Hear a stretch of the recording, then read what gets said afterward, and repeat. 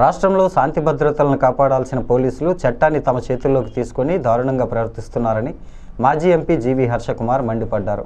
తెనాలిలో 2 రోజుల వ్యవధిలో జరిగిన 2 సంఘటనలకు పోలీసులే బాధ్యత వహించాలన్నారు.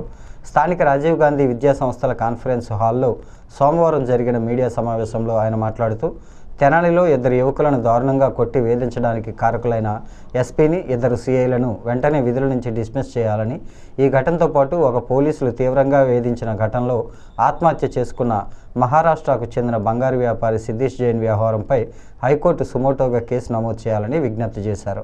వారిపై ఇంతవరకు ఎటువంటి కేసులు లేకుండా రౌడీ షీటు ఉన్నట్టుగా కోర్టుకు ఇచ్చిన నివేదికలో పేర్కొనడం దారుణమని వ్యాఖ్యానించారు.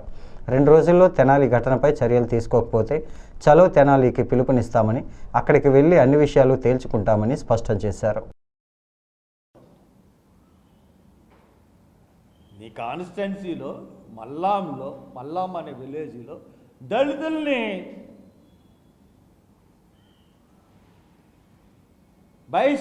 కుల బహిష్కరణ చేస్తే, గ్రామ బహిష్కరణ చేస్తే దళితుల్ని మాట్లాడం, శర్మిష్ఠ గురించి మటుకు మాట్లాడు, లడ్డూల గురించి మాట్లాడతావు, చనిపోయిన వాళ్ళ గురించి మాట్లాడు. ఎందుకయ్యా బెదవ బతుకు? సంపాదించుకుంటున్నావు కదా సినిమాల్లో, నీకు బోల్డ్ ఫ్యాన్స్.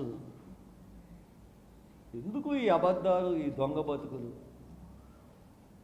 ఒకసారి అంబేద్కర్కి సాష్టాంగ నమస్కారం పడతావు, ఒకసారి మాయావతికి సాష్టాంగ పడతావు, ఇప్పుడు మోడీకి పడతావు. ఏ ఎండకి ఆ గొడుగు పట్టుకుంటున్నావు? కాపులకున్న పౌరుషాన్ని చంపేస్తున్నావు, పూర్తిగా తీసేస్తున్నావు. కాపు జాతి అవమానపడేలాగా ప్రవర్తిస్తున్నావు. చాలా దురదృష్టం. మొత్తుకుంటున్నారు చాలామంది కాపుల దగ్గరికి వచ్చి. ఏదో అనుకున్నామండి, ఈ చంద్రబాబుకి ఎంత తొత్తు అయిపోతుంది అనుకోలేదండి. ఆయన అవమానాలు చేస్తున్న అధికారాన్ని నారా లోకేష్ దగ్గర పెట్టుకున్నా కానీ మా వాడు మాట్లాడలేకపోతున్నాడండి. దేంట్లోనే పడి ఇలా ఉంది పరిస్థితి.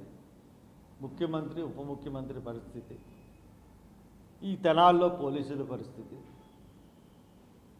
ఈ పరిస్థితుల్లో చెప్తా ఉన్నాం, 4వ తారీఖున మీటింగ్ పెడితే ఏంటో మేము చూపిస్తాం. ఇంకొకటి, తెనాల్లో ఇమీడియట్గా ఎస్పీని, సిఐలు 2